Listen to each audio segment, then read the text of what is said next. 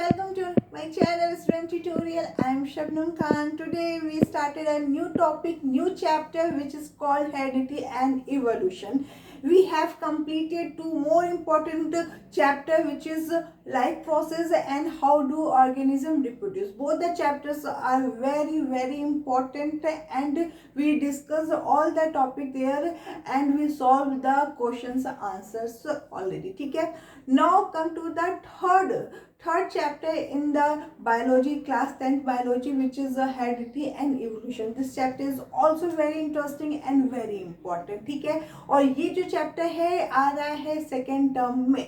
तो जहाँ तक है कि हमने अभी स्टार्ट कर दिया है इस चैप्टर को, तो सेकेंड टर्म आते तो शायद ये चैप्टर खत्म भी हो जाए. बाई चांस अगर नहीं खत्म हो पाए फिर भी हम क्वेश्चन आंसर क्लासेस के बीच में सॉल्व करेंगे ताकि आपको इजी हो जाए और आप बहुत से क्वेश्चन सॉल्व कर सको, आपको एग्जाम के लिए बहुत इजी हो जाए. ठीक है.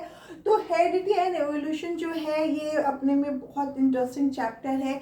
हेरिडिटी जो है वो खुद में एक बड़ा सा टॉपिक है, एक ब्रॉड टॉपिक है, और इवोल्यूशन जो है वो खुद में एक बड़ा सा टॉपिक है. तो हम पहले क्या करेंगे, हेरिडिटी को कवर करेंगे. After that we will start the evolution. ठीक है. क्योंकि दोनों एक दूसरे से इंटरलिंक्ड हैं, दोनों एक दूसरे से इंटरलिंक्ड है, इसीलिए ये चैप्टर बहुत इंटरेस्टिंग हो जाता है. तो let's begin the today's new chapter which is a heredity and evolution. आज हम लेके आए हैं इंट्रोडक्शन का टॉपिक कि भाई पहले हम जाने कि क्या हो है ये जो चैप्टर है वो क्या है. पहले इसको थोड़ा हम लोग एक क्विक सा स्टडी करते हैं, अच्छे से समझते हैं. चलो, हेरिडिटी अगर बात करूं मैं कि व्हाट इज हेरिडिटी, क्या समझते हो भाई. अब चैप्टर का नाम है तो चैप्टर के बारे में, नाम के बारे में तो एटलीस्ट क्लियर होना चाहिए ना कि what is the meaning of heredity and evolution. तो first we understand the heredity कि व्हाट इज हेरिडिटी. देखो क्या है कि हर जो पेरेंट्स जब रिप्रोडक्शन करते हैं तो उनसे ऑफस्प्रिंग आता है, यानी उनके बेबीज आते हैं. तो जब दो पेरेंट्स की मेटिंग से बेबी बनते हैं तो कुछ कैरेक्टर्स पेरेंट्स के बेबीज में जाते हैं. ठीक है, इतना तो हमने पढ़ा है. क्योंकि इस चैप्टर से पहले हम लोगों ने क्या पढ़ा था, रिप्रोडक्शन का चैप्टर पढ़ा था और उस चैप्टर में ये सब चीज़ें बहुत अच्छे से डिस्कस हुई हैं. ठीक है. तो जब पेरेंट्स के कैरेक्टर्स बेबी में जा रहे हैं, फिर वो बेबी से जब उनकी नेक्स्ट जनरेशन आ रही है तो उनके कुछ कैरेक्टर उसमें जा रहे हैं. तो ये क्या हो रहा है, कैरेक्टर का ट्रांसफ़र हो रहा है जनरेशन टू जनरेशन, यानी पेरेंट्स से ऑफस्प्रिंग में, फिर उसके बाद उन पेरेंट्स से उनके ऑफस्प्रिंग में, इस तरह से कैरेक्टर का ट्रांसफ़र हो रहा है. This is called heredity. इसी को हम क्या बोलते हैं, हेरिडिटी बोलते हैं. ठीक है, समझ में आया कि कैरेक्टर का transfer from one generation to another generation, parents to offspring is called heredity. Okay, now come to the what is the meaning of evolution. Evolution का क्या मीनिंग है उसको समझते हैं. देखो, इवोल्यूशन जो होता है, अब मैंने बोला कि यहाँ पे कैरेक्टर का ट्रांसफ़र हो रहा है जनरेशन टू जनरेशन. अब क्या हो रहा है कि ये कैरेक्टर का ट्रांसफ़र और या फिर इस तरह का जो ऑफस्प्रिंग से नेक्स्ट जनरेशन, उससे नेक्स्ट जनरेशन जो हो रही है, तो जब ये जनरेशन टू जनरेशन जब चीज़ें जा रही हैं तो एक सक्सेसिव जनरेशन, यानी कुछ थाउजेंड जनरेशन या कुछ जनरेशन के बाद इवोल्यूशन आता है. यानी जब भी हेरिडिटी हो रही है तो वेरिएशन भी साथ में हो रहा है. वो वेरिएशन बहुत लो होगा, हमें नहीं दिखेगा, हमें पता नहीं चलेगा, बट जैसे जैसे सक्सेसिव जनरेशन आगे बढ़ती जाएंगी वो इवोल्यूशन भी बढ़ता जाएगा उस जनरेशन के साथ साथ, और पता चलेगा कि कुछ टाइम के बाद वो वेरिएशन ही एक इवोल्यूशन का रूप ले लिया है, एक इवोल्यूशन आ गया है जो हमें स्टार्टिंग में पता नहीं था, क्योंकि वो वेरिएशन जो है, वेरिएशन ही इवोल्यूशन लाता है. ठीक है, वेरिएशन इज और फॉर्म ऑफ इवोल्यूशन, क्योंकि ये वेरिएशन स्टार्टिंग में इतना कम रहता है कि हम उसको नोटिस नहीं कर पाते, बट जैसे जैसे एक सक्सेसिव जनरेशन आगे बढ़ती रहती है, एक बायोलॉजिकल जो पॉपुलेशन है वो आगे बढ़ती रहती है, तो ये वेरिएशन एक बड़ा सा रूप ले लेता है, एक बड़ा सा वेरिएशन के फॉर्म में हमारे सामने आता है. इसी को हम क्या बोलते हैं, इवोल्यूशन बोलते हैं. देखो, इसको हम ऐसे भी समझ सकते हैं, जो हमारे फॉर फादर थे, अगर उनका फोटो देखो ठीक है। उनका बॉडी स्ट्रक्चर देखो, उनका पोस्चर देखो, उनका फीचर्स देखो, उनका स्टाइल रहने का देखो, सब में और अभी के हमारे जनरेशन में आई थिंक बहुत ज़्यादा डिफरेंस है, बहुत ज़्यादा डिफरेंस है। यही है इवोल्यूशन। उन्होंने कभी नहीं सोचा था कि इतने सक्सेसफुल जनरेशन के बाद जो जनरेशन आ रही है, they are very evolve in term of their lifestyle, their knowledge, their intelligence या फिर features, posture, हर चीज़ में we are more developed than our forefather। तो ये है evolution कि हमारे जो पूर्वज थे उनके जो भी लाइफ स्टाइल थी, जिस तरह से वो रहते थे, उनसे हम लोग फार बेटर देन रहते हैं। हमारी इंटेलिजेंस भी उनसे काफ़ी ज़्यादा है, हमारा लाइफ स्टाइल भी उनसे बहुत ज़्यादा डिफरेंस है। तो ये सब चीज़ें क्या है, एक इवोल्यूशन का फॉर्म लेके आई हुई हैं। तो उन्होंने कभी नहीं समझा था। इसी तरह हम अभी जिस जनरेशन में हैं, हमें नहीं पता कि कुछ सालों के बाद कोई ऐसा इवोल्यूशन आ जाएगा जो हमसे काफ़ी फार बेटर होगा। तो ये चीज़ को हम बोल सकते हैं कि this is called evolution. It is also interlinked with the heredity. Heredity ही धीरे धीरे एक वेरिएशन का रूप लेती है और एक वेरिएशन आगे जाके एक बड़ा से इवोल्यूशन लाता है। ठीक है, तो ये बात हो गई भाई हेरिडिटी और इवोल्यूशन के बारे में कि क्या होते हैं। अब चलो इस चैप्टर में क्या क्या पढ़ना है वो तो हम आगे देखेंगे ही, बट एक छोटा सा इंट्रोडक्शन ही लेते हैं। ठीक है, तो यहाँ पे मैंने कुछ बोर्ड पे लिखा है, मैं भूल ना जाऊँ। Now come to the point कि व्हाट इज मैंने क्या लिखा है फिलहाल यहाँ पे। The process of transmission of character from one generation to another is known as heritance and heredity। यानी जो अभी मैंने बताया है कि पेरेंट्स से ऑफस्प्रिंग में जो कैरेक्टर का ट्रांसफर होता है, ट्रांसमिशन होता है, इसको हम हेरिडिटी बोलते हैं और इनहेरिटेंस भी बोलेंगे। ये हम आगे पढ़ेंगे तो हमें और अच्छे से समझ में आएगा। तो ये है कैरेक्टर का ट्रांसफर जो one generation to another generation होती है। Okay, heredity play an important role in the formation of new species. यानी देखो ये क्या है, ये देखो जब भी दो पेरेंट्स की मेटिंग से एक न्यू इंडिविजुअल बनता है तो वो एग्जैक्ट कॉपी अपने पेरेंट्स की तरह नहीं होता है। वो क्योंकि मैंने ये चीज़ लास्ट कुछ वीडियो से भी हम लोग पढ़ रहे थे कि जब भी दो पेरेंट्स की मीटिंग होती है, दो अलग इंडिविजुअल की मीटिंग होती है, तो पूरे कैरेक्टर्स नहीं आते। 50% कैरेक्टर जो होता है मेल से आता है, 50% फीमेल से आता है और उनसे एक न्यू ऑर्गेनिज्म बनता है। एक थर्ड ऑफस्प्रिंग जो उनकी मेटिंग से बनता है वो कहीं ना कहीं अपने दोनों पेरेंट्स से बहुत अलग होता है। तो वही क्या होता है, एक न्यू स्पीसीज हो जाती है जो कुछ मिलती है। मैं ऐसा नहीं कहूँगी कि अपने पेरेंट्स से नहीं मिलते हैं, उनके कुछ कैरेक्टर्स मिलते हैं। जैसे कि न्यूबॉर्न बेबी होता है, तो जब भी न्यूबॉर्न बेबी होता है तो लोग जाते हैं तो ये बोलते हैं ना, अरे ये तो इसका नाक जो है अपने फादर की तरह मिल रहा है, अरे इसकी आंखें तो उसकी मदर जैसा है, अरे इसका कलर तो इनके जैसा है, अरे इसका बाल तो इनके जैसा है। ऐसी ऐसी चीज़ें बहुत टाइम तक लोग प्रिडिक्ट करते रहते हैं बच्चे को देखकर कि ये अपने बाप को थोड़ा दिख रहा है, ये अपनी माँ को थोड़ा दिख रही है, इसका ये पोर्शन जो है माँ को है, ये चीज़ बाप को है। ये चीज़ बहुत कॉमन है। ठीक है, तो ये क्यों होता है, क्योंकि जब दो इंडिविजुअल की मैटिंग होती है तो उनके 50-50 कैरेक्टर्स जो होते हैं उस बच्चे में जाते हैं। जब 50-50 कैरेक्टर जाते हैं तो वो कोई भी कैरेक्टर हो सकते हैं, वो कोई भी फीचर्स हो सकते हैं जो बच्चा अडॉप्ट कर लेता है अपने पेरेंट्स से।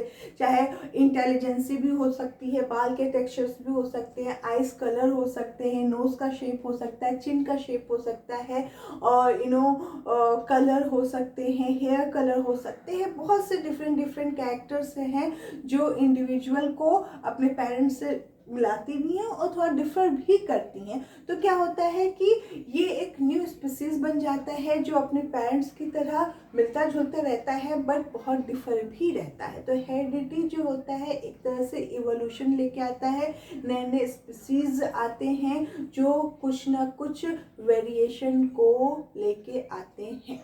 ठीक है, the hereditary information is present in the sexes of the parents. Thus gametes constitute the link between one generation and the next. One passes on the paternal and mental. मैंने जो अभी बात की है जस्ट वही चीज़ यहाँ पे लिखी हुई है कि जो गैमेट्स होता है, मेल से मेल गैमेट्स आता है, फीमेल से फीमेल गैमेट्स आते हैं, यही गैमेट्स का फ्यूजन होता है जिससे जायगोट बनता है, देन एम्ब्रियो और न्यू इंडिविजुअल जो भी फॉर्मेशन होता है ऑफस्प्रिंग का। तो ये गैमेट्स जो होते हैं उनमें डीएनए होते हैं, उनमें प्रोटीन होते हैं, अपने पेरेंट्स से आए हुए रहते हैं। ये सब रिस्पॉन्सिबल होती हैं ट्रेट्स यानी कैरेक्टर। ट्रेट्स को जब भी हम टर्म यूज़ कर रहे हैं इसका मतलब we are talking about the characters. तो ये सारे जो गैमेट्स आ रहे हैं उनकी मेटिंग हो रही है, तो वो क्या होते हैं, कुछ क्रोमोसोम्स अपने पेरेंट मेल से आते हैं, कुछ फीमेल से आते हैं, और दोनों का कॉम्बिनेशन होता है। जो थर्ड बेबीज जो होता है वो एक तरह से अपने पेरेंट्स का कॉम्बिनेशन होता है। तो यही चीज़ यहाँ पे बताई जा रही है कि it is a combination of parents. अगर ऑफस्प्रिंग की बात करें तो अपने पेरेंट्स का कॉम्बिनेशन होता है। ठीक है, ये बात हो रही है सेक्सुअल रिप्रोडक्शन की, क्योंकि सेक्सुअल रिप्रोडक्शन में वेरिएशन के चांसेस हाई होते हैं। ठीक है, बट अगर एसेक्सुअल रिप्रोडक्शन की बात करें तो जो भी वेरिएशन है वो ऑलमोस्ट ना के ही बराबर होगा। जैसे कि शुगर केन की बात करें, जो हमारे एनसीईआरटी में भी एग्जाम्पल दिया हुआ है कि शुगर केन का जो फील्ड होता है, अगर उसमें हम जाके देखें शुगर केन पूरा लगा हुआ है, ठीक है, तो हम डिफ़र नहीं कर पाएंगे कि ये छोटा है, ये बड़ा है, ये कैसा है, ये वैसा है, क्योंकि वो ऑलमोस्ट सेम रहते हैं। क्योंकि वो एक ही पेरेंट्स से उनका, क्योंकि वो सेक्सुअल रिप्रोडक्शन करते हैं, वो एक ही पेरेंट्स से बने हुए होते हैं, तो इसीलिए उनमें डिफरेंस ढूंढना बहुत ही मुश्किल है, क्योंकि they are very exact copy with their parents. वो बिल्कुल एग्जैक्ट कॉपी होते हैं अपने पेरेंट्स के। बट अगर सेक्सुअल रिप्रोडक्शन की बात करें तो they are similar to their parent, not exact copy. ठीक है, अब जैसे एक फैमिली में हम जाते हैं तो उसमें क्या देखते हैं कि उस फैमिली में कोई बहुत लंबा दिख जाता है, कोई मीडियम हाइट का दिखता है, कोई थोड़ा शॉर्ट हाइट भी हो सकता है, कोई मतलब एवरेज हाइट का दिखता है। तो ये क्या है, ये एक तरह से वेरिएशन है जो एक ही फैमिली में पाया जाता है। उस फैमिली में कोई बहुत कलर फेयर दिख जाता है, किसी का कलर जो होता है थोड़ा नॉर्मल रहता है, कोई थोड़ा सा डार्क स्किन का कलर का रहता है। तो ये भी एक वेरिएशन है जो उस फैमिली में हो रहा है। सब एक जैसे कलर के दिखे, सब एक जैसे हाइट की हो, ये सब ज़रूरी नहीं है। तो दिस इज़ अ वेरिएशन। हो सकता है कि जो पेरेंट्स उनके हों उनमें से किसी की हाइट थोड़ी शॉर्ट हो, कि कोई लंबा हो, तो कुछ बच्चे जो है लंबे हो गए, कुछ बच्चे माँ को पड़े तो वो शॉर्ट हो गए, और कुछ उनके कॉम्बिनेशन की वजह से मिडिल हाइट के या एवरेज हाइट के हो गए। ठीक है, ऐसे का कलर की बात करें तो हो सकता है पेरेंट्स में से कोई बहुत फेयर हो, कोई थोड़ा डल हो, तो जब उनका कॉम्बिनेशन जीन्स का हुआ तो किसी बच्चे को मिल गया बाप का कलर, किसी को माँ का कलर मिल गया, और कोई ऐसा इंडिविजुअल हुआ जो दोनों के कॉम्बिनेशन के कलर का हुआ, यानी मिडिल कलर का हो गया। तो ये हो गया एक वेरिएशन कि भाई पेरेंट्स के कॉम्बिनेशन से जो बच्चा थर्ड वाला बना वो जो है दोनों ही से अलग कलर का है। ठीक है, उसी तरह दोनों की हाइट से भी एक अलग हाइट का बच्चा आ गया। तो ये क्या हो गया, एक वेरिएशन हो गया जो उस जनरेशन में पाया जा रहा है। ठीक है, तो उसके बाद जो होता है, हम इस इंट्रोडक्शन में हम यही देखेंगे कि हेरिडिटी किस तरह से हो रही है, किस तरह से एक्युमुलेशन हो रहा है वेरिएशन का, क्योंकि जिस तरह से वेरिएशन हो रहे हैं वो इतने कम होते हैं कि हम उसको नोटिस नहीं कर पाते, वो हमें इतना अच्छे से क्लियरली समझ में नहीं आता। बट जैसे जैसे जनरेशन बढ़ती जाती है वो वेरिएशन हमको फिर दिखने लगता है। तो ये क्या होता है, एक एक्युमुलेशन हो जाता है वेरिएशन का, जो आगे चल के इवोल्यूशन का फॉर्म ले लेता है। ठीक है, तो हम आते हैं वेरिएशन पे। The differences in the character among the individual of species is called variation. यानी जो थोड़े थोड़े डिफरेंसेस होंगे कैरेक्टर्स में जो इंडिविजुअल्स के बीच में, वही होता है वेरिएशन। यानी अगर मैंने एक फैमिली मेंबर, मतलब एक फैमिली की बात करें, उसमें हर मेंबर का जो कैरेक्टर होगा एक दूसरे से थोड़ा थोड़ा डिफर करेगा, यही है वेरिएशन, इसी को हम वेरिएशन कहेंगे। ठीक है, जैसे और एक एग्जांपल हम लेते हैं कि ईयर लोब जो होता है, यानी ये जो नीचे कान के जो ईयर लोब होता है वो भी दो तरीके से पाए जाते हैं। कुछ लोगों में जो ईयर लोब होता है वो बहुत ज़्यादा अटैच होता है, ये जो चिक का ये चिन का पोर्शन है वहाँ से अटैच होता है, इस तरह से ज्वाइंट होता है, ठीक है।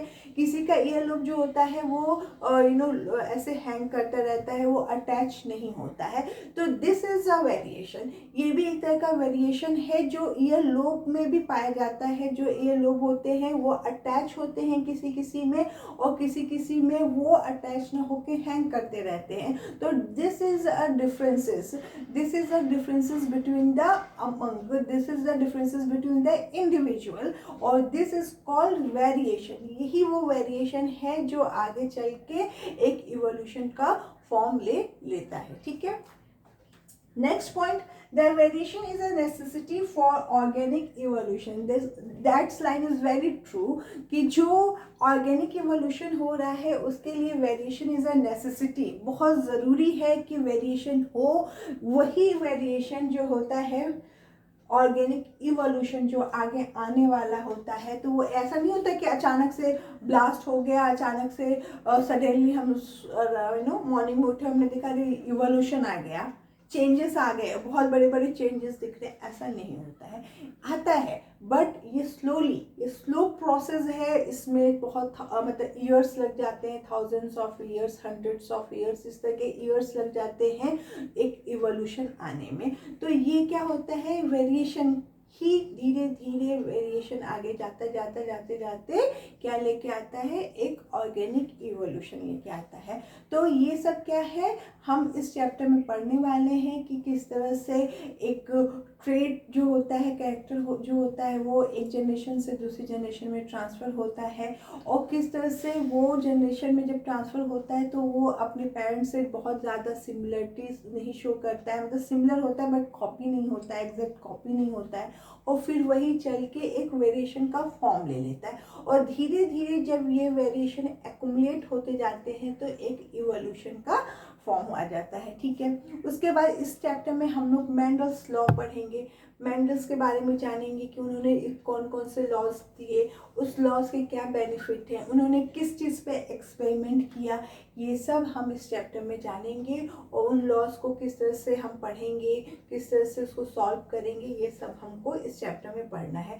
तो बहुत इंटरेस्टिंग है। और अभी तक का डिस्कशन तो हम लोग ऑलरेडी इस तरह के डिस्कशन पहले भी किए हुए हैं कि किस तरह से सेक्सुअली रिप्रोडक्शन में वेरिएशन के चांसेस ज़्यादा होते हैं, एसेक्सुअल रिप्रोडक्शन में वेरिएशन बहुत ही ज़्यादा कम होता है। जैसे मैंने अभी शुगर केन का एग्जाम्पल लिया, सेक्सुअल रिप्रोडक्शन में वेरिएशन जो है वो भी हर जनरेशन में थोड़ा थोड़ा दिखते एक जनरेशन में बहुत ज़्यादा दिखने लगता है। पता चलता है कि जो 2-3 जनरेशन के बाद जो बच्चा पैदा हो रहा है वो अपने ऑल साइड जनरेशन से बिल्कुल डिफरेंट है, क्योंकि ये एक वेरिएशन है जो स्लोली हुआ है, बट कुछ जनरेशन के बाद वो एक बड़ा सा वेरिएशन में चेंज हो गया है। तो उस बच्चे को देख के जल्दी कोई बोल नहीं पाएगा कि ये इनकी फैमिली से है या इनके किसी जनरेशन में किसी से मिल रहा है, नहीं, वो उन चेंजेस का ही एक फॉर्म है जो सक्सेसिवली हर एक जनरेशन में होते होते आया हुआ है। तो इस छोटे छोटे वेरिएशन से एक बड़ा वेरिएशन का फॉर्म में एक नई स्पीसीज बन जाती है, ठीक है। तो नेक्स्ट जो हमारा डिस्कशन होगा वो इनसे आगे का टॉपिक होगा, जो होगा एक्युमुलेशन ऑफ वेरिएशन, ठीक है। तो अभी तक जो था वो एक छोटा इंट्रोडक्शन था इस चैप्टर के बारे में। आई होप अभी तक जो भी हम लोगों ने चैप्टर सॉल्व किए हैं, ख़त्म किए हैं, उन सबको अच्छे से आप पढ़ रहे होंगे। कोई डाउट होगा तो प्लीज़ हमें इनबॉक्स करें, हमारे चैनल को सब्सक्राइब करें और वीडियो को लाइक करें। Thank you for watching.